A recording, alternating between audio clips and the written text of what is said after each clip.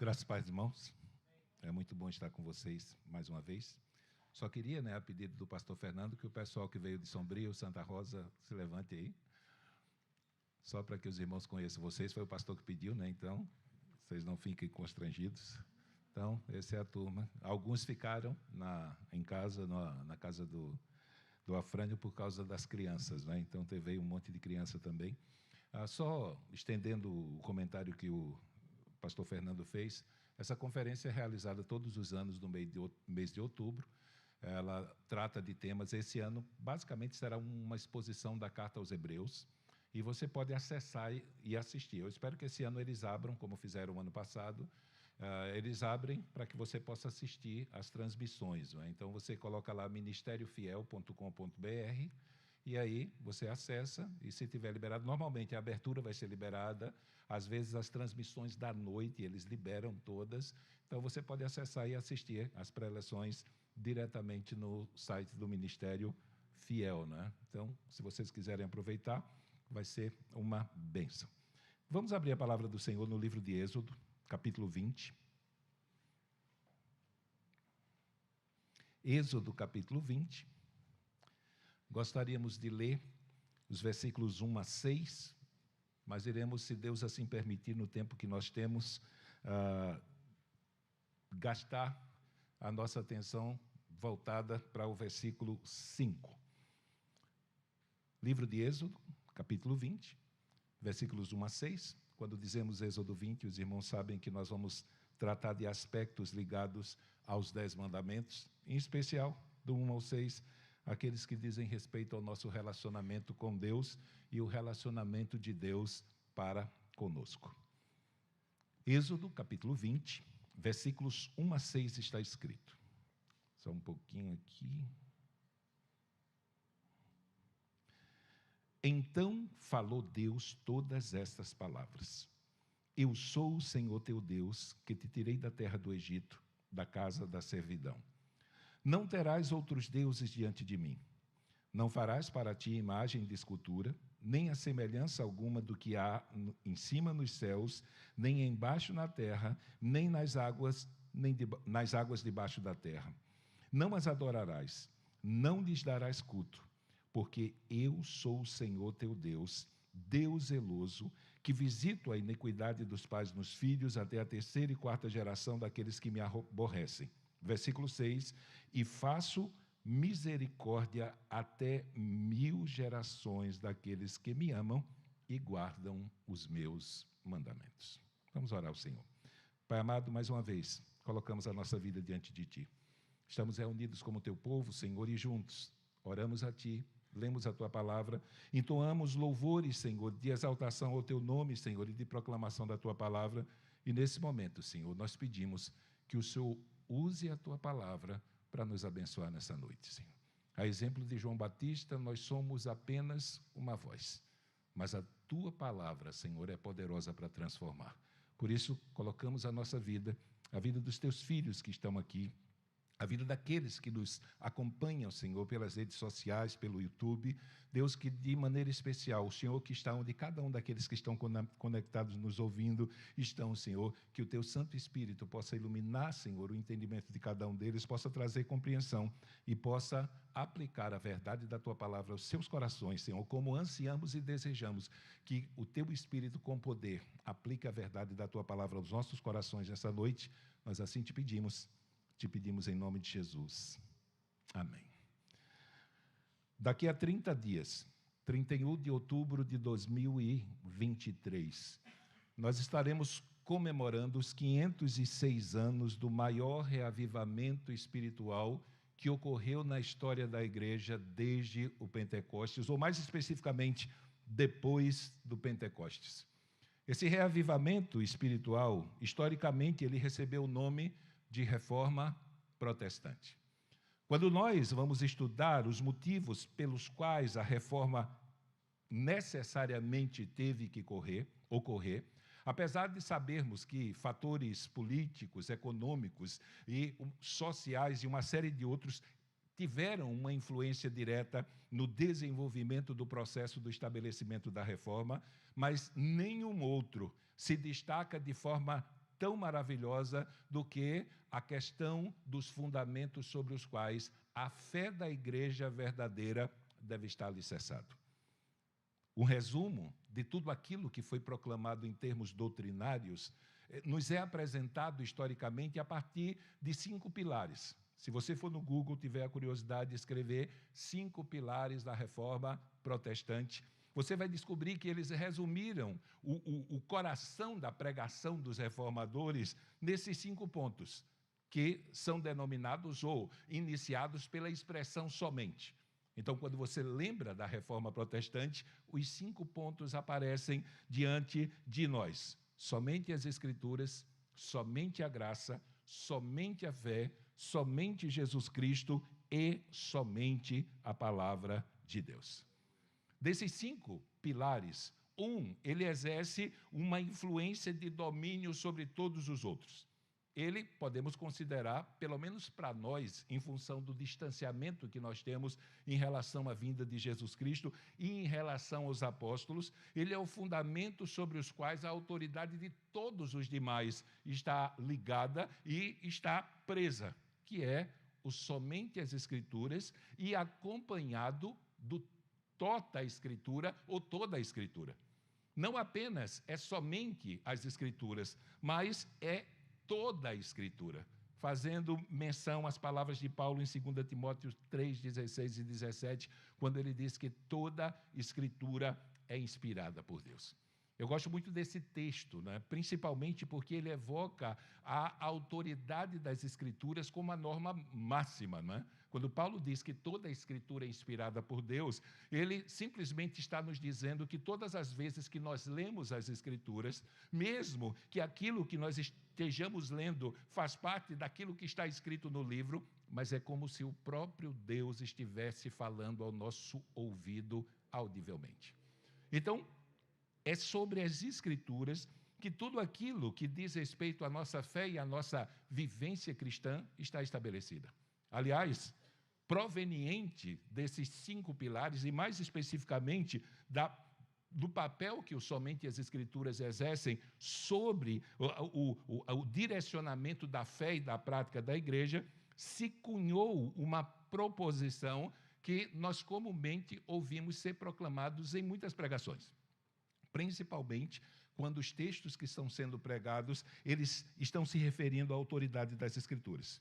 Uma máxima da fé evangélica é que a Bíblia é a nossa única e infalível regra de fé e prática.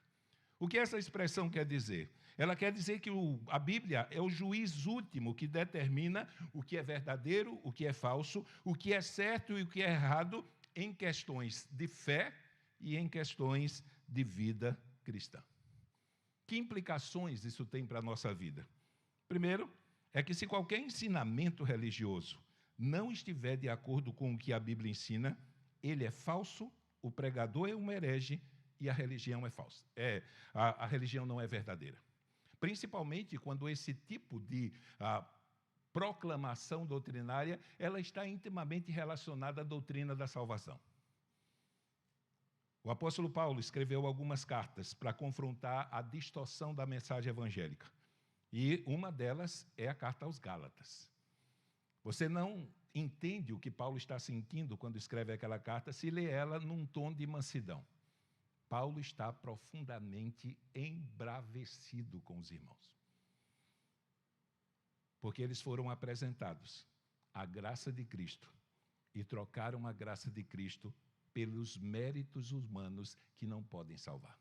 Mas nem toda heresia traz implicações ligadas à doutrina da salvação. Quando a doutrina da salvação é distorcida, não podemos considerar aquele movimento religioso como cristão. Mas, infelizmente, por força das nossas imitações, muitas vezes por força da nossa falta de vigilância, alguns ensinamentos que não são condizentes com a sã doutrina, com a verdade transmitida pelas Escrituras, entram os portais do arraial evangélico. Como nós lidamos com isso? O ensino deve ser considerado falso. O pregador, pelo menos no erro que ele está pregando, ele deve ser considerado um herege. E quando nós vamos observar os títulos que os falsos recebem no Novo Testamento, você vai de falso apóstolo a falso mestre, a falso profeta, a falso obreiro e até, dependendo do que está sendo pregado de errado, se as implicações são em relação à salvação, um falso cristão. E isso não era um problema da igreja primitiva. Esse é um problema que nós vamos enfrentar até a segunda vinda de Jesus Cristo. E, biblicamente falando, quanto mais próximo a vinda de Jesus Cristo estiver, mais nós vamos ter que lidar com o problema dos falsos, que tentam encontrar no berço cristão bíblico um lugar para disseminar o seu erro. De todos esses falsos que nós citamos aqui, que são apresentados a nós no Novo Testamento, talvez nos nossos dias o mais fácil de identificar é o falso apóstolo. Não precisamos de pregação para isso. Basta alguém abrir a sua boca e dizer: eu sou um apóstolo, que você já deve considerá-lo um obreiro falsificado. O próprio ato de aceitar esse título já demonstra o seu desprezo pelo somente as Escrituras. Por ter as Escrituras como regra infalível de fé e prática, como juiz último em questões de fé que a igreja deve professar e a igreja deve viver. Então, voltando ao sola Escritura, aliás, é por causa desse princípio que nós somos perseguidos. É porque nós afirmamos que a Bíblia é a verdade, que a Bíblia é a palavra de Deus e que ela é aquela que determina o que é verdadeiro, é falso, o que é certo, é errado, que nós somos tão perseguidos. Estava conversando com umas pessoas alguns dias atrás e perguntando para elas: você já viu o livro do Espiritismo de Allan Kardec ser perseguido? Alguém perseguiu o livro do budismo? O Alcorão dos muçulmanos? Ninguém ouve falar que determinados livros religiosos estão sendo perseguidos. Aliás, para nós que lidamos e estamos inteirados da questão da realidade da educação, é proibido ter uma Bíblia na escola. É proibido ler a Bíblia na escola. Mas não é proibido ler o livro do Espiritismo, do Budismo, do Shintoísmo, do Islamismo. Não é. Por que motivo somente a Escritura é perseguida? Porque em seus ensinamentos e nos registros históricos, os personagens da Bíblia atribuem às Escrituras a qualidade dela ser a verdade absoluta. O próprio Senhor Jesus, em sua oração em João 17, no versículo 17, ao orar pelos discípulos e por nós que viríamos depois, ele pede ao Pai: santifica-os na verdade, a tua palavra é a verdade.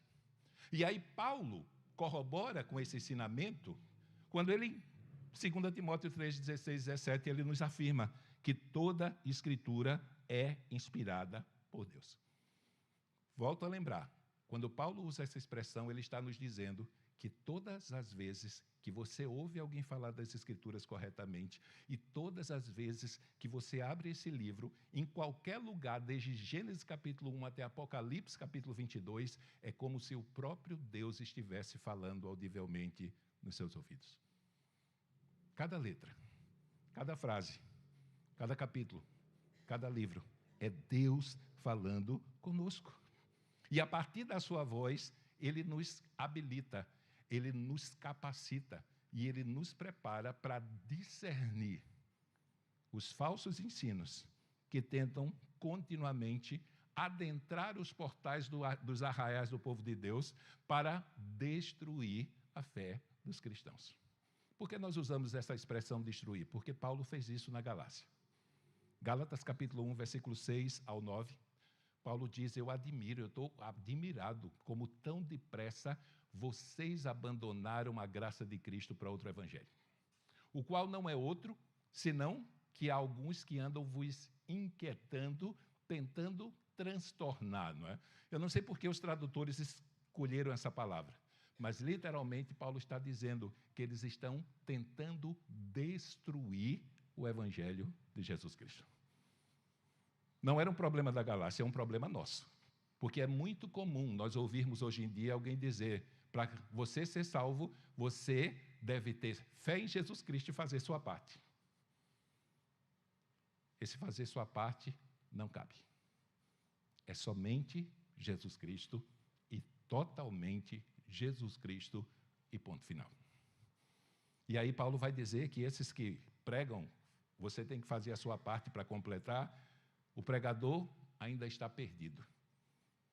E ele diz, se eu pregar isso para vocês, considere-me perdido, ou ele vai usar o termo maldito. Esse indivíduo ainda está debaixo de maldição. Então, para que eu e você e todos aqueles que fazem parte do povo de Deus possamos correr a carreira que Deus propôs para nós, como diz o escritor aos Hebreus no capítulo 12 da sua epístola, bem na luta contra o pecado e muitas coisas que declaradamente não são pecado nas Escrituras, mas podem atrapalhar o curso da nossa carreira, nós deveremos ter a palavra de Deus, a Escritura Sagrada, como única e como infalível regra sobre o qual os nossos julgamentos devem ser estabelecidos. O que acontece com uma igreja quando ela destitui as Escrituras de sua posição de verdade absoluta? As portas da igreja se abrem à aceitação de todo e qualquer vento de doutrina que sopra por aí. E vai sofrer até a segunda vinda de Jesus Cristo. E pensando nesse texto que nós lemos, quando nós lemos Êxodo capítulo 20, versículos 1 a 6, e dizemos para os irmãos que nós vamos olhar para o versículo 5 e tecer alguns comentários sobre o significado e as implicações que esse texto tem para nós, verdadeiramente não temos dificuldades de entender que aquilo que nós queremos abordar hoje, em especial nesse pouco tempo que nós temos, é acerca de um ensinamento herético que tem se espalhado no meio do arraial do povo de Deus. A famigerada doutrina da quebra de maldições hereditárias. Há cerca de 3 anos atrás, nós tivemos, infelizmente, um reavivamento dessa doutrina do mal em nossa região. O que aconteceu conosco? Igreja Batista Nacional de Santa Rosa do Sul. O fato de nós nos opormos a esse tipo de doutrina e nos opormos mais veementemente às práticas que procedem disso, fez com que nós fôssemos chamados como igreja de uma igreja não espiritual. Era complicado. Nós, na nossa cidade, ouvirmos de pessoas que estavam dizendo que a Igreja Batista, ou a PIB, como é conhecida lá hoje em dia, não era espiritual. O motivo? Nós não éramos espirituais, porque não fazíamos sessões de quebra de maldição hereditária com os membros da nossa igreja. Nós não fazíamos. Eu não me lembro de uma igreja ao nosso redor que não estivesse fazendo isso. E nós não fizemos. E nós fomos forçados, por força do bombardeio, porque eles vinham na nossa igreja convidar os irmãos para ir lá fazer. Eu tive que fazer um culto de doutrina. Nós fazemos exposição bíblica, mas naquela semana eu simplesmente quebrei a sequência e fui falar com os irmãos. E eu tive que fazer esse culto de doutrina simplesmente para blindar os irmãos. Eu tinha que fornecer aos irmãos uma blindagem contra esse vírus espiritual do maligno que estava tentando contaminar e estragar a fé dos irmãos. Para você ter uma ideia, um dos líderes que pregavam e fazia constantemente sessões de quebra de maldição com seus membros, foi questionado por um membro da igreja dele mesmo que ouviu a minha pregação. Então o membro correu lá e foi questionar ele do porquê ele estava fazendo isso depois de ter me ouvido. E a resposta daquele líder foi a seguinte, abre aspas, o erro do pastor Renildo foi ter interpretado a Bíblia. E ele continuou, a Bíblia não é para ser interpretada, mas revelada pelo Espírito Santo. E no final da sua fala, eu estou abrindo aspas porque eu tenho um print disso aqui, me enviaram o print. Então, ele terminou seu discurso dizendo que a verdade não está naquilo que está escrito na Bíblia. A verdade é aquilo que está nas entrelinhas. Gente, eu fiquei chocado com isso, né? Porque, em última instância, se a verdade é aquilo que está oculto, para que serve aquilo que está escrito? Se o significado daquilo que está escrito não é o que Deus quer nos comunicar, para que servem as Escrituras? E a questão que envolve essa resposta dele àquilo que eu havia pregado é que, para eles, não importa o significado daquilo que está escrito na palavra de Deus. Para eles, a verdade será somente aquilo que a gente usa um termo quando dá curso de homilética, não é? Aquilo que eles atribuem ao Espírito Santo, mas que, na verdade, foi produzido pela vacuidade da sua mente e pela plenitude do seu coração. Gente, se as Escrituras inspiradas por Deus foram destituídas do seu papel de juiz último e infalível, não é de se admirar que as portas do inferno têm encontrado brechas para, ou melhor, que as portas do inferno estejam prevalecendo em alguns ambientes que se autodenominam cristãos evangélicos. Se a Bíblia e aquilo que está escrito na Bíblia não é a referência sobre o qual o nosso julgamento vai ser estabelecido, então, simplesmente, as portas da igreja vai se abrir para todo e qualquer vento de doutrina, não apenas a falsa doutrina da quebra de maldição hereditária, mas qualquer outra doutrina que consegue se introduzir no meio do povo de Deus pelas brechas deixadas, não é? Pela fragilidade do ensinamento doutrinário. Nós precisamos ensinar as Escrituras e ensinar as Escrituras para que verdadeiramente a igreja possa estar pronta para discernir o verdadeiro do falso, do certo e do errado. Esse é o nosso papel como pastor. Em Efésios capítulo 4, verso 11 e 12, Paulo diz que Deus deu uns para apóstolos, os lá da época de Jesus Cristo, né? Profetas, evangelistas e pastores mestres para o aperfeiçoamento dos santos. Então, nós labutamos e lamutamos para ensinar a verdade de Deus, a fim de que cada um de vocês estejam aptos para discernir e julgar, sem precisar de nós, a verdade quando nós formos confrontados por essas questões. Por que nós citamos essa questão da maldição hereditária aqui? O que é que ela ensina, gente? A maldição hereditária, pelo menos naquilo que foi disseminado no Brasil, ela tem duas vertentes. Primeiro, uma ligada à confissão positiva, que é aquela doutrina falsa de que há poder nas suas palavras. E a segunda, ela foi estabelecida a partir da ideia de que os pecados que os nossos antepassados cometeram estão trazendo castigo para nós agora. Então, ela lida diretamente com a geração presente, ou seja, a ideia deles é que se alguém que tem autoridade sobre você, simplesmente proclame alguma palavra que, em seu sentido, tem uma conotação má, o significado que essa palavra tem vai pegar em você. Então, aquilo nós tivemos uma cristianização da antiga praga, não é? Quando a gente não era crente, tinha aquele negócio, fulano rogou uma praga. Eles conseguiram vestir o conhecimento popular da praga com a vestimenta cristã. Então, eles, em primeiro lugar, eles passam essa ideia. E a segunda vertente lida com os pecados dos nossos antepassados que estão trazendo problemas para nós. No primeiro caso, gente, nós tivemos, e eu sou da geração que lançou isso, né? Essas falsas doutrinas ganharam um impulso muito grande na década de 80, 90, principalmente com a distribuição no Brasil dos livros de Kenneth Hagin, encabeçado por alguns movimentos, em especial o crescimento das igrejas neopentecostais, e um dos materiais que se viram para espalhar essa doutrina falsa no Brasil foi um livro chamado Bênção e Maldição, que foi escrito por um pastor batista, para nossa tristeza, o pastor Jorge Linhares. E o pastor Jorge Linhares, na primeira vertente, né, que é carregada pelo poder das palavras, ele diz o seguinte, que a maldição é a autorização dada ao diabo por alguém que exerce autoridade sobre outrem para causar dano à vida do amaldiçoado. Gente, eu me lembro do desespero das pessoas com aquilo que iam falar. Não fala isso que vai pegar, não fala isso dentro da igreja, era uma complicação. Nós sabemos que as nossas palavras e as nossas conversas, segundo Paulo, no capítulo 4 de Efésios, devem sempre transmitir graça àqueles que nos ouvem.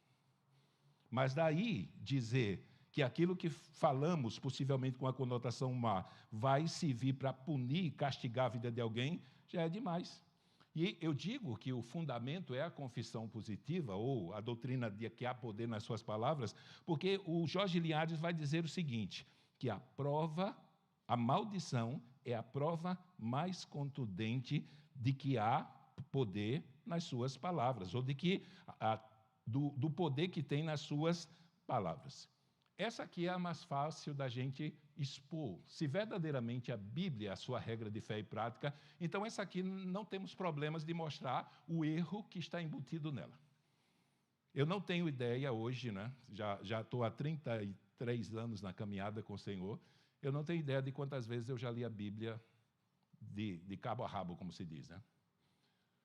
Mas se uma pessoa já teve a experiência de ler a Bíblia, de Gênesis e Apocalipse, uma só vez, e alguém lhe perguntar em que lugar das Escrituras você viu escrito que o diabo tem poder para amaldiçoar? Alguém já viu isso? Uma passagem, um livro? Em nenhum lugar da Escritura Sagrada é dada ao diabo o poder de amaldiçoar pessoas. Aliás, em toda a Escritura, aquele que detém o poder da bênção e da maldição é sempre Deus. Então, atribuir ao diabo o poder de amaldiçoar, isso é uma doutrina extra-bíblica. É uma doutrina paralela à Bíblia, é uma doutrina que está muito longe daquilo que as Escrituras ensinam. E quando nós partimos para o lado do poder da palavra, é aí que a coisa complica. Existem alguns textos que falam sobre a realidade daquilo que nós podemos proclamar, que pode atrair alguma situação desconfortável para nós. Só que nós precisamos interpretar essas palavras à luz do seu contexto. Não simplesmente aplicar aquilo que está escrito de uma forma descontrolada, né? A aplicação ela deve estar ligada. Só que a questão é mais grave aqui, gente. Quando nós usamos a expressão, que é o ensinamento, né, de que a palavra que nós proferimos, ela tem poder para gerar no reino espiritual o bem ou o mal que ela significa, nós não estamos proclamando um ensinamento bíblico. Nós estamos ensinando um dos pilares da bruxaria e da feitiçaria. Não é difícil nós enxergarmos isso. Assista a Harry Potter, O Senhor dos Anéis. Um dos princípios maiores da bruxaria e da feitiçaria é que, se você souber usar as palavras certas e praticar os rituais certos, você coloca o reino espiritual a seu dispor. Não é bíblico, é pagão esse princípio. Mas eu já vi pregadores professando isso como se fosse bíblico não, como se fosse uma revelação que eles tivessem recebido de Deus. Então, se nós realmente temos as Escrituras, não é, nós vamos olhar para as Escrituras e julgar esses ensinamentos à luz das Escrituras, e temos que concordar que as Escrituras não ensinam isso. São palavras e rituais, não é? Infelizmente, a igreja tem partido para isso. Eu não sei quantos de vocês já ouviram falar de atos proféticos, né? Mas os atos proféticos existem por causa dessa proposição que não é cristã, é pagã. O poder da palavra diz que se você falar no reino espiritual vai ser gerado. E o outro lado diz, se você souber fazer um ritual certo, aquilo que você está fazendo no ritual vai acontecer. Não é ensinamento bíblico. Então, essa linha, por força do distanciamento exagerado que ela tem das Escrituras, nós nem gastamos tempo trabalhando muito a sua exposição. Mas a segunda vertente foi a que mais pegou, não é? A segunda vertente é justamente a linha da falsa doutrina da quebra de maldições, que ensina que herdamos as maldições que acompanharam os nossos antepassados por causa dos seus pecados e pactos demoníacos, e agora precisamos quebrar isso e anular. De onde eles tiraram isso? Eles tiraram isso de uma interpretação errada de Gênesis capítulo 20, versículo 5. Eu não sei se eu digo que foi errada ou se foi de má fé, gente. Eu não sei como é que eu estabilizo isso, não é? Alguns anos atrás nós comparecemos a um seminário de batalha espiritual, que ia tratar quebra de maldição dos antepassados. E no primeiro dia, eles têm como fundamento Êxodo 20, versículo 5. Eles começaram o estudo ou o ensinamento sobre quebra de maldições lendo essa passagem. O que nós fizemos no primeiro dia? Mandamos um bilhete para o pregador e pedimos para ele ler o versículo todo e o versículo seguinte. Não fomos respondidos. Segundo dia, mandamos um bilhete para o pregador que ele fizesse o favor de ler o versículo 5 e o versículo 6. Pedimos a semana inteira. E em nenhum momento aquele pregador leu Êxodo 20, versículo 5 e 6. Eu não deduzo outra coisa, a não ser má fé. Porque nós vimos aqui que verdadeiramente há um ensinamento de que há uma visitação de Deus de juízo dos pais nos filhos até a terceira e quarta geração, e eles param a leitura aí. Só que o fim do versículo é daqueles que me aborrecem. E o versículo seguinte, Deus diz, eu faço misericórdia até 1000 gerações daqueles que me amam e me obedecem. Passamos uma semana pedindo para eles lerem os dois versículos. E não fomos, de maneira nenhuma, ouvidos. Infelizmente, esse ensinamento se tornou muito popular.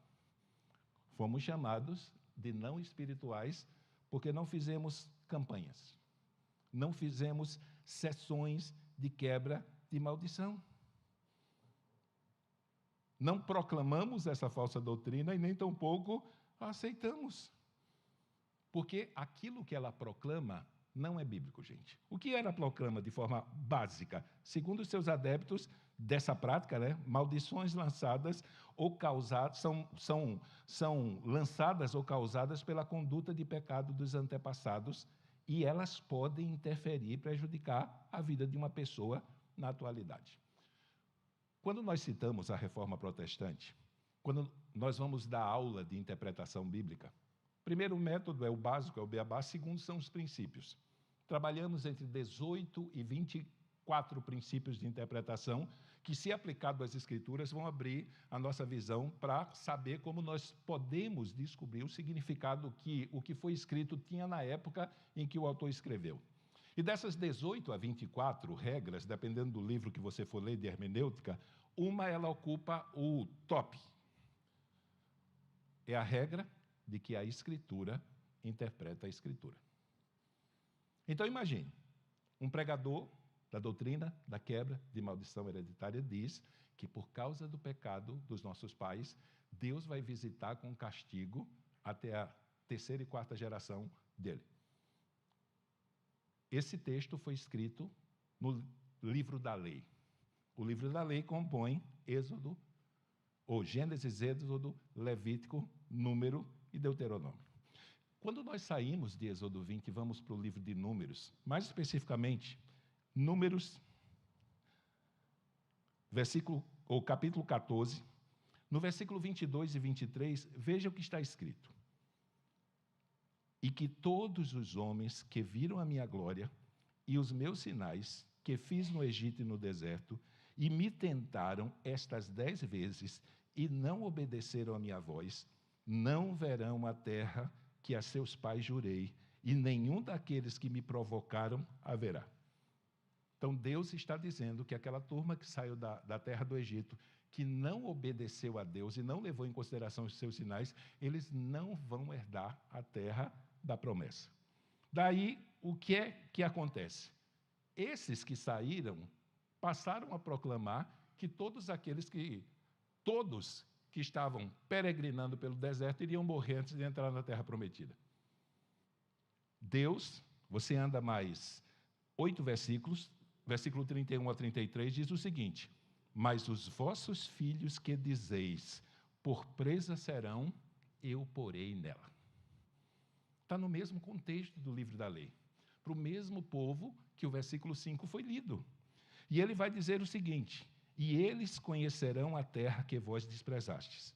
Porém, quanto a vós e os vossos cadáveres cairão nesse deserto, e vossos filhos pastorearão neste deserto 40 anos, e levarão sobre si as vossas infidelidades, até que os vossos cadáveres se consumam neste deserto.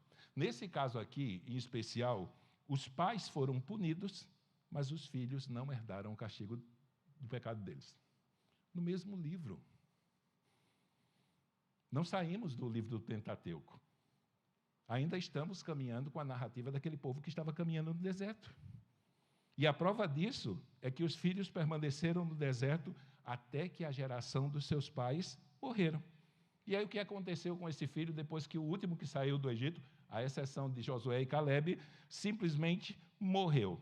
Deus simplesmente introduz esses filhos na terra prometida.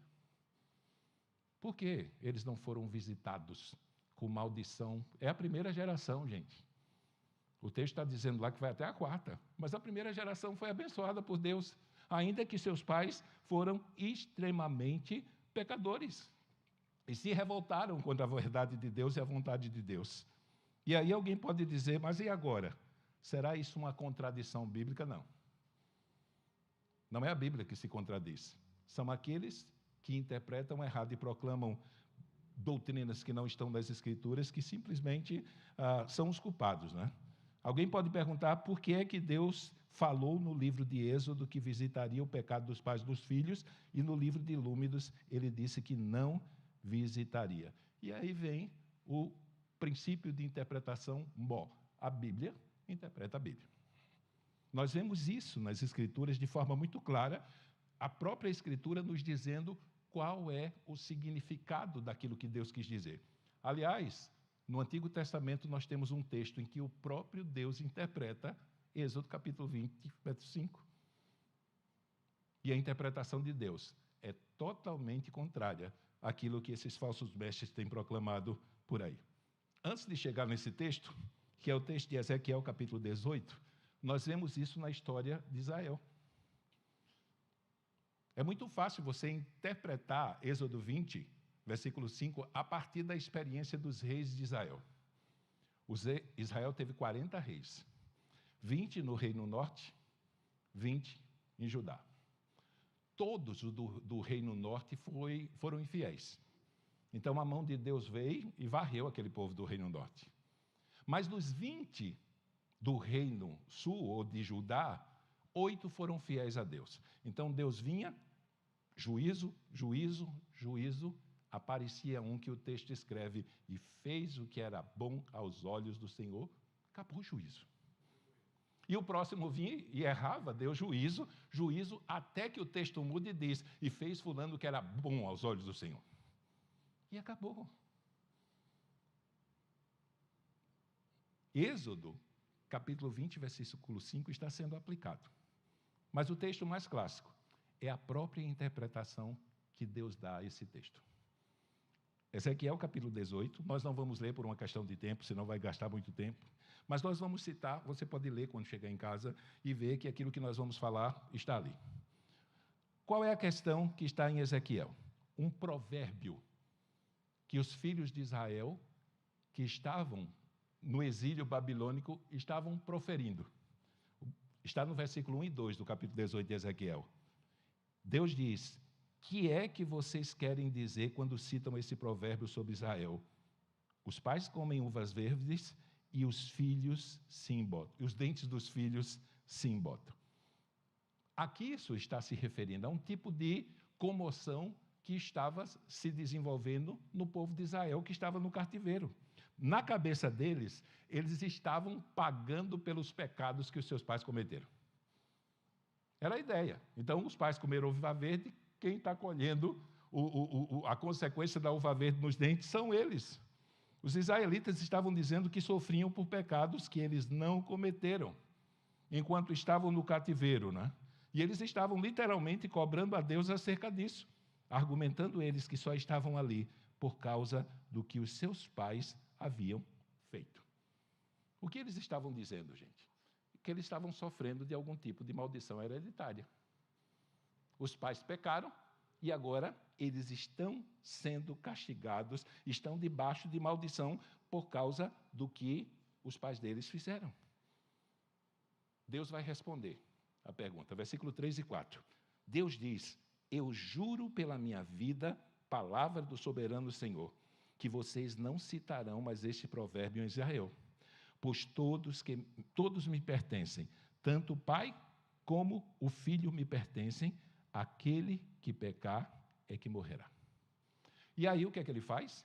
Eu acho interessante quando a gente ensina a pregação expositiva, ela está sustentada em 3 pilares. Você lê o texto, explica o texto e depois aplica o texto. O que Deus vai fazer até o versículo 20? Ele vai aplicar o texto. Ele vai contar 3 histórias. Na verdade, ele vai contar 3 histórias em uma só. Veja o que ele vai dizer. Do capítulo 18, através de Ezequiel, Deus explica detalhadamente o que os judeus tinham entendido errado. Eles entenderam errado. O próprio Deus deixa claro que essa ideia que o filho será castigado por causa do pecado que o seu pai cometeu é um erro. E aí Deus vai contar umas historinhas para eles. Do versículo 5 ao versículo 13, Deus dá o exemplo de um homem íntegro e justo que anda nos caminhos do Senhor. Porém, esse homem íntegro tem um filho perverso e desobediente. E aí, no 18:9, Deus vai dizer que o pai, o homem justo, viverá. Quanto ao filho iníquo, mesmo tendo um pai justo, esse filho será castigado e morrerá. Ele não será abençoado por causa da justiça do pai. Aí você pergunta, o que é que isso tem a ver com maldição hereditária? O seguinte, a continuação da história do 14 ao 19, Deus fala desse filho perverso do homem justo, e agora ele tem um filho. Só que esse filho do homem perverso, que é o filho daquele homem justo lá, ao contrário dele, ele olha para os pecados do pai, mas ele não repete os pecados desse pai. Ele não anda em conformidade com aquilo que o seu pai fez. E aí o que é que acontece? No 18:17, Deus afirma que esse filho que andou em fidelidade diante de Deus, ele não será castigado pelos pecados do seu pai. E aí no versículo 19 do capítulo 18 de Ezequiel, Deus já antecipa a pergunta que certamente o povo de Israel faria. O texto do 19 diz: contudo vocês perguntam, por que o filho não partilha da culpa de seu pai? E Deus responde: uma vez que o filho fez o que é justo e direito, e teve cuidado de guardar todos os meus decretos, com certeza ele viverá. Não importa o que o pai tenha feito. Se ele é justo, ele vai viver. Então Deus vai explicar como funciona Êxodo, capítulo 20, verso 5. E aqui ele nada mais vai dizer aquilo que nós enxergamos na história do rei de Israel. Deus vai visitar o pecado dos pais nos filhos que praticarem os mesmos pecados que os seus pais cometeram. E quando Deus visita, ele não está punindo por causa do pecado do pai. Ele está punindo porque o filho está cometendo o mesmo tipo de pecado. Leia a história dos 40 reis de Israel. Os maus. Como é que começa? E fez o que era mal aos olhos do Senhor, como fez o seu pai fulano de tal. Mas ele fez o que era bem, não tem o nome do pai que fez o mal. E alguns eram muito maus, mas os filhos simplesmente fizeram aquilo que era correto. Fizeram o que era correto. Esse castigo divino vem sobre os filhos que cometem os mesmos pecados. Eles estão sendo punidos pelos seus próprios pecados. E é aí como Deus conclui essa historinha que ele está contando no capítulo 18 de Ezequiel, para explicar como funciona a aplicação da justiça de Deus aos aspectos de Êxodo capítulo 20, verso 5. Ele diz, no versículo 20, concluindo o discurso, aquele que pecar é que morrerá. O filho não levará a culpa do pai, nem o pai levará a culpa do filho. A justiça do justo lhe será acreditada, a impiedade do ímpio lhe será cobrada. Só que é muito fácil nós vermos isso, mas uma pergunta surge e eu quero começar terminando a minha exposição com essa pergunta. Como ficamos nós? Como é que ficam os crentes nessa história? Por quê, gente? Porque o movimento de batalha espiritual ensina a necessidade de se quebrar maldições hereditárias e de se anular compromissos que ficaram pendentes com o diabo, mesmo após a sua conversão a Jesus Cristo. Gente, nem no Antigo Testamento isso funcionava, no tempo da lei. Antes do sacrifício perfeito. Nós precisamos responder essa pergunta, por quê? Porque o palco maior de batalha da disseminação dessa falsa doutrina é no meio evangélico. É no meio cristão. Principalmente pela indução de que verdadeiramente alguém que foi alcançado pela obra de Cristo possa estar debaixo de algum tipo de maldição. E isso não é verdade, gente. Em nenhum lugar da Escritura Sagrada, em especial no Novo Testamento, você vai enxergar qualquer tipo de indução de que aquele que foi alcançado por Jesus Cristo possa estar debaixo de maldição. Não apenas da hereditária, mas de qualquer maldição. Um intérprete, ou um escritor, melhor dizendo, do Novo Testamento, o apóstolo Pedro, em sua carta, ele vai interpretar a história de Ezequiel 18. Pedro vai simplesmente demonstrar aquilo que ele entendeu a respeito da libertação que o sacrifício de Jesus traz sobre a vida daqueles que são alcançados em relação à maldição que estava sobre ele ou em relação a qualquer maldição. Ele vai dizer o seguinte, 1 Pedro 18 e 20, pois vocês sabem que não foi por meio de coisas perecíveis como prata e ouro que vocês foram redimidos da sua maneira vazia de viver que lhes foi transmitida por seus antepassados, mas pelo precioso sangue de Cristo, como de um cordeiro sem mancha, sem defeito, conhecido antes da criação do mundo, revelado nesses últimos tempos em favor de vocês. Então o apóstolo Pedro é bem claro aqui. A maldição que nós herdamos do nosso pai foi o pecado. Se podemos dizer que herdamos alguma maldição dos nossos antepassados, foi justamente o pecado. Quando Adão e Eva pecaram lá do Éden, eles lançaram a toda a sua descendência a maldição do pecado. A partir de Adão e Eva, todos os seres humanos nasceram pecadores e, como pecadores, Paulo diz, estão destituídos da glória de Deus, e Paulo vai afirmar que ninguém será justificado diante de Deus pelas obras da lei. Não tem jeito. A maldição da lei é a total incapacidade, inabilidade e falência de qualquer esforço humano para alcançar a justiça de Deus em seu favor por mérito próprio. Ou seja, se eu nasço, vivo e morro, acreditando que pela minha bondade, meu esforço e tudo aquilo que eu faço de bom, Deus vai me justificar, eu vou nascer, viver, morrer e perecer. Por um único motivo. Por melhor que eu tenha me comportado na minha vida, eu nasci pecador. E a única maneira, biblicamente falando, de quebrar essa maldição não é com campanhas, não é com oração forte, não é com votos, nem tampouco oferecendo dinheiro à igreja. Não é. A maldição do pecado só é quebrada na obra redentora de Jesus Cristo no Calvário. Estamos livres, gente, de qualquer maldição, porque o Filho de Deus, quando veio a esse mundo, se fez maldito no nosso lugar. É isso que Paulo vai dizer em Gálatas, capítulo 3, versículo 13. Paulo vai dizer o seguinte, a nosso respeito. E aí, como é que a gente fica nessa história de maldição? Paulo diz, Cristo nos resgatou da maldição da lei, fazendo-se maldição por nós. Quando nós lemos as Escrituras, o pastor Silvano estava pregando lá na missão, antes de nós virmos para cá, e ele falou sobre a realidade da demonstração do amor de Deus por nós. Texto mais conhecido, João 3,16. O Senhor diz, porque Deus amou o mundo de tal maneira, que deu o seu Filho unigênito, para que todo aquele que nele crê não pereça, mas tenha vida eterna. Que implicações isso tem para a nossa vida como povo de Deus? Que Deus nunca mais, por toda a história da humanidade, vai fazer qualquer coisa para provar que nos ama. Quando Ele quis mostrar que nos amava, Ele fez de uma vez. E aquilo que Ele fez vai valer até o fim da história dos homens. Por isso que em Romanos 5,8, Paulo diz, 30 anos mais ou menos depois que Cristo morreu, que Deus continua provando o seu amor para conosco, o fato de que Cristo morreu por nós, sendo nós ainda pecadores.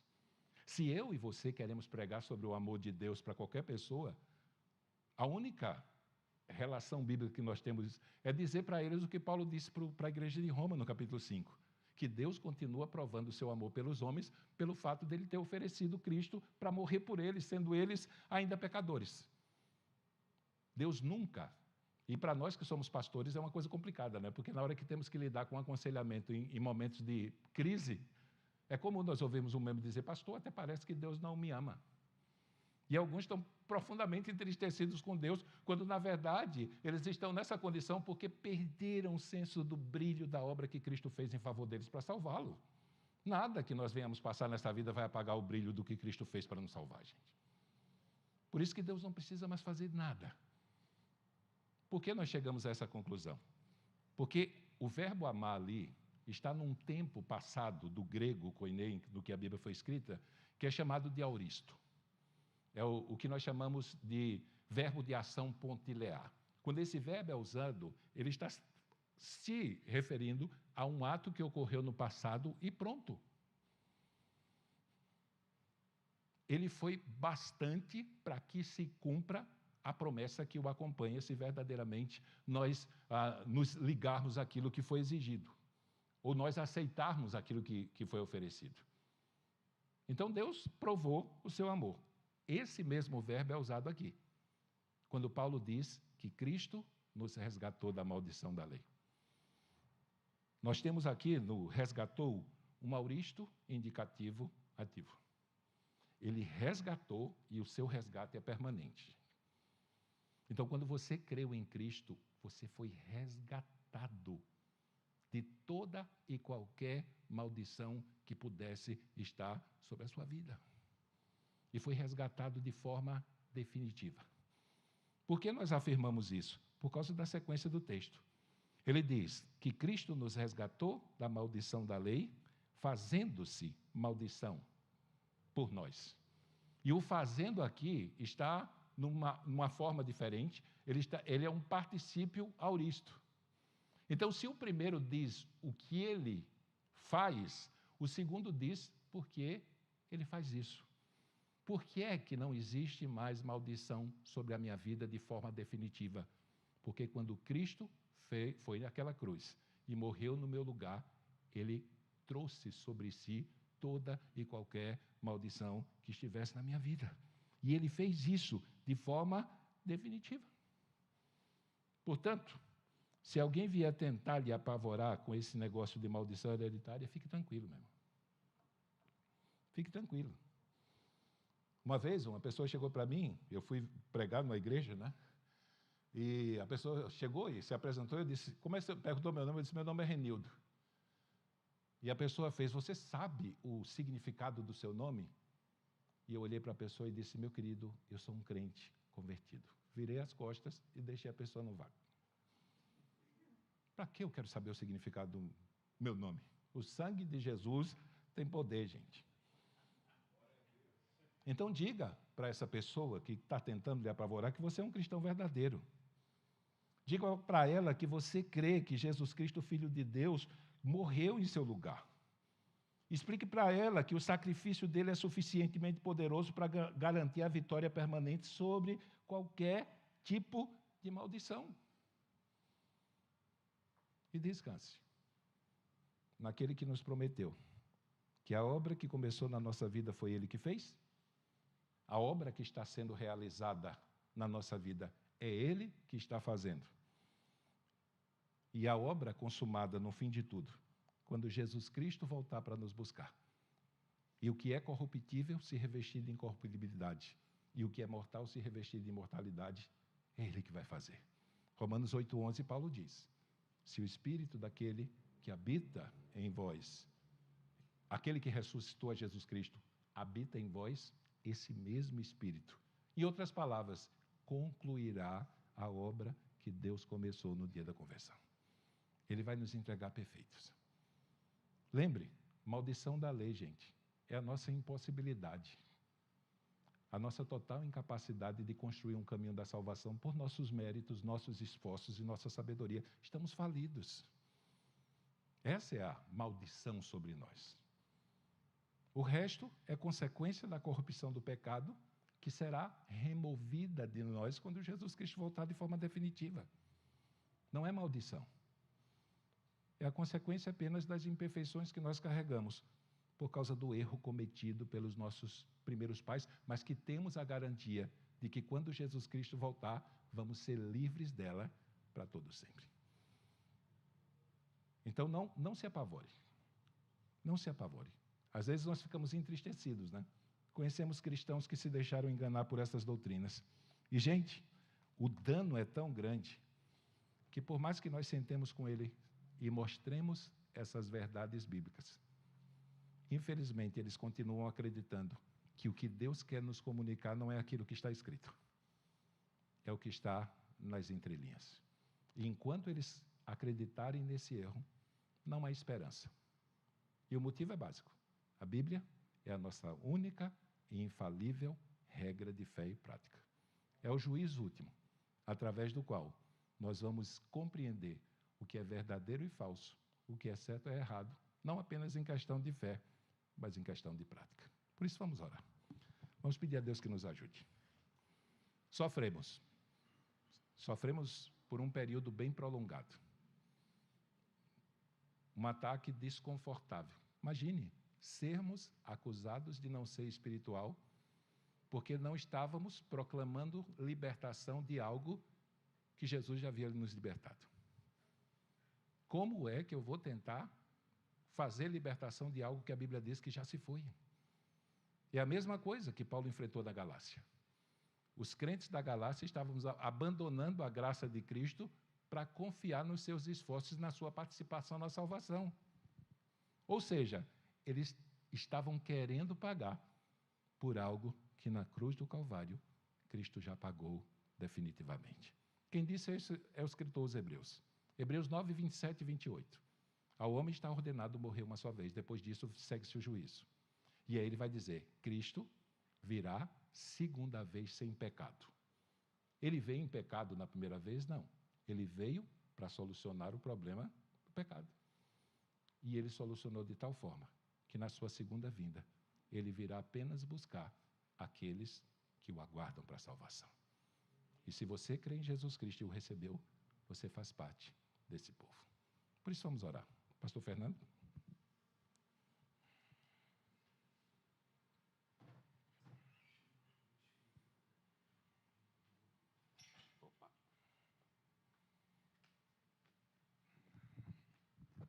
Vamos ficar de pé, amados.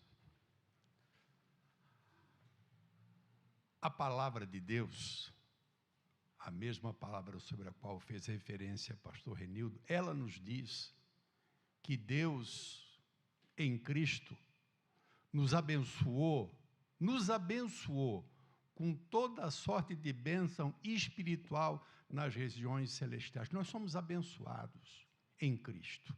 E a Bíblia diz que a nossa vida está escondida em Deus com Cristo, né? Então, seria impossível. Eu entendo, pastor, que sempre haverá, e talvez não haja essa consciência por parte das pessoas que profiram o ensino enganoso, que por trás disso existe uma inspiração diabólica, porque o intuito sempre será diminuir a obra de Cristo. Veja que o que ele ensinou hoje é que a obra de Cristo, ela suplanta todo o mal que porventura pudesse existir. Muitas vezes, muito embora exista a base para que eu não sofra por causa do pecado dos meus pais. Né? Eu não sei se existe uma coisa que atraia as pessoas, né? Por conta disso. Eu já ouvi muitas vezes até testemunho de pessoas dizendo o seguinte: pastor, eu já fiz quebra de maldição hereditária e não adianta, tal problema, né? Graças a Deus nós não fazemos, nós não temos essa prática aqui na igreja, nunca tivemos, né? Mas eu sei que muita gente até faz e muita gente crê, porque falta esse conhecimento da palavra de Deus. Por isso o nosso desespero, não sei se eu posso usar essa palavra, o nosso desespero desenfreado de pastores, de ensinarmos cada vez mais e pedirmos mais graça de Deus, para que a gente possa ensinar e ensinar e ensinar a palavra de Deus, porque é através da palavra de Deus que nós crescemos e nós amadurecemos. Eu sempre digo, eu que trabalho muito tempo na construção civil, né? A palavra de Deus é como uma régua de pedreiro. Eu não sei se os pedreiros ainda usam régua. Usa, Tito? Régua ainda? Usa, né? Eu chegava na obra, nos prédios que eu fazia, e aí o camarada dizia assim: viu, doutor? Aí, ó, a parede está bonita. Espera aí que eu já vou ver. Eles achavam que eu era louco, né? Porque eu pegava lá a régua, né? O engenheiro fazia isso. Eu pegava a régua e saía naquele andar, passando a régua em tudo quanto era parede, né? E a régua mostrava o erro daquilo que aparentemente parecia ser bonito, né? Então, muitos dos ensinos não bíblicos, eles trazem de alguma forma um atrativo, mas nós não podemos nos levar, como diz a palavra de Deus, pelos ventos de doutrina. Eu louvo a Deus, agradeço a Deus, né, por isso, porque eu sei, eu não sou aquele pastor que proíbo, nunca proibi, acho, nem membro, nem congregado de visitar igrejas. Mas eu sei, irmãos, que existem pessoas que visitam igrejas. E eu também sei que existe um risco grande, né, de quando se vai em outro lugar, se ouvir coisas. E muitas vezes se acolher ao coração, né? Por isso a gente persiste, né? E se a gente tivesse a capacidade de ministrar a Bíblia toda, hein, pastor Renildo? Numa semana, a Bíblia inteira, perfeitamente, e todo mundo recebesse, né? Em uma semana, né? E todo o ensino errôneo pudesse ser rebatido ou combatido por pelos irmãos, né? Esse sempre foi o trabalho dos apóstolos, a luta dos apóstolos, né, contra os falsos ensinos. Foi desde a época de Paulo, de Pedro, na época de João, e isso vem até os nossos dias, sempre o intuito de entrar o falso ensino. Com que objetivo? Diminuir a obra de Cristo. Estamos estudando Colossenses agora, né, nas quartas-feiras, e esse era o grande problema, né? Então, ele defender a superioridade acima de tudo, né? Quem é Cristo, o que ele é, né? Porque a heresia de Colossos colocava ele em pé de igualdade com os anjos, o misticismo, aquela coisa toda. Então, a luta do apóstolo Paulo, mas o objetivo sempre é fazer diminuir a pessoa de Cristo. Nosso querido Deus e Pai, nós queremos te agradecer, Senhor, por esta palavra. Não estamos ainda despedindo o teu povo, ainda queremos louvar-te, Pai, nesta noite, mas queremos te agradecer por este recado trazido ao nosso coração. Te agradeço em nome de Jesus Cristo, ó Deus, pela vida do pastor Renildo, Senhor, por este servo teu que tem trabalhado. Nós reconhecemos, nós que participamos semanalmente das suas aulas, ó Deus, e sabemos do seu trabalho incansável ali em Santa Rosa do Sul, Senhor, e como ele se esmera realmente em ensinar a tua palavra. Nós te agradecemos porque necessitamos, nosso coração estava, quando chegamos aqui, Senhor, desejoso de receber, e te louvamos porque recebemos, Pai, um ensino sadio, em nome de Jesus Cristo. Desde já também quero te pedir, Pai, que tu abençoes a viagem dos irmãos que vão estar indo para São Paulo amanhã e que eles também sejam edificados em nome do Senhor. Vamos louvar a Deus? Tem alguma coisa em mente? Pastor Daniel, vem aqui em cima, pastor. Vamos louvar a Deus? Uns 2 cantos, pode ser? Grande é o Senhor e muito digno de louvor. cidade do nosso Deus, teu santo monte. A alegria de toda a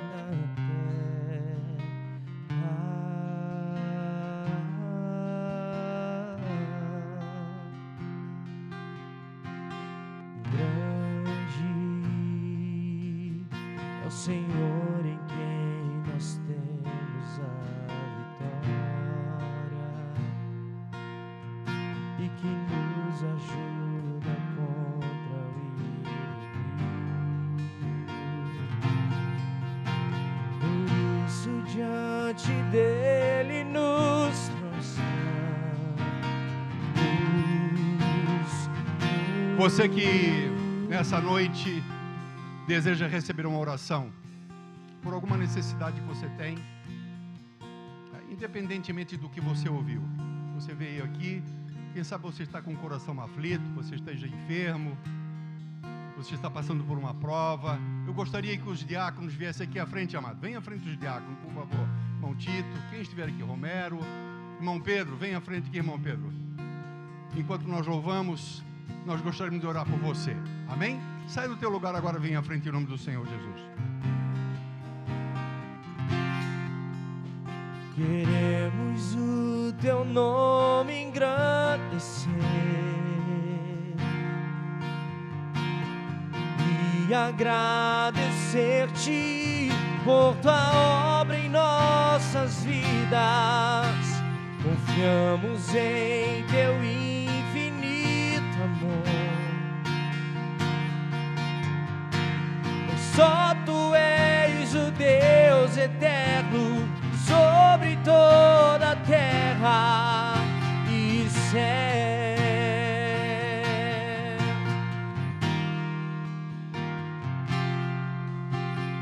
Grande é o Senhor e digno de louvor. Na cidade do nosso Deus, seu santo monte, a alegria de toda a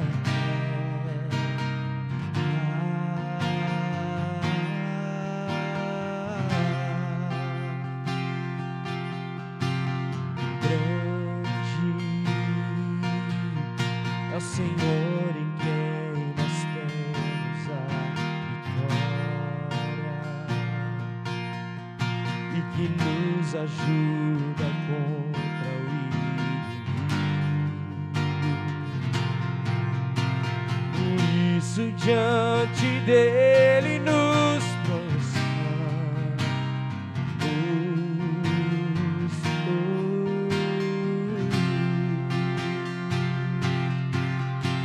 queremos o teu nome engrandecer e agradecer-te por tua obra em nossas vidas. Confiamos em teu infinito amor.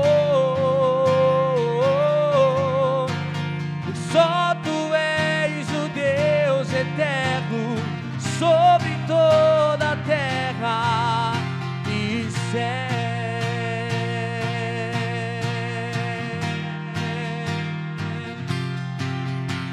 Queremos o teu nome engrandecer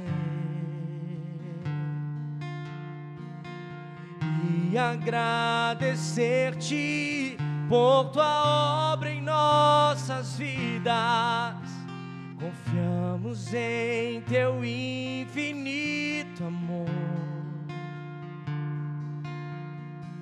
pois só tu és o Deus eterno sobre toda a terra e céu. Queremos o teu nome engrandecer, queremos o teu nome engrandecer e agradecer-te por tua obra em nossas vidas. confiamos em teu infinito amor. Só tu és o Deus eterno sobre toda a terra e céu.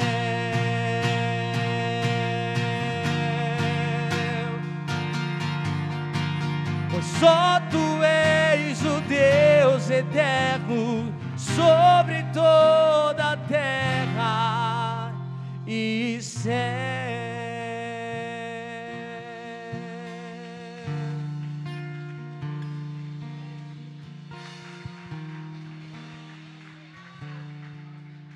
Amém, Senhor. Nós te louvamos, ó Deus, e te agradecemos. Como esse hino nós acabamos de cantar, Senhor Deus. Nós confiamos em ti, Senhor Deus.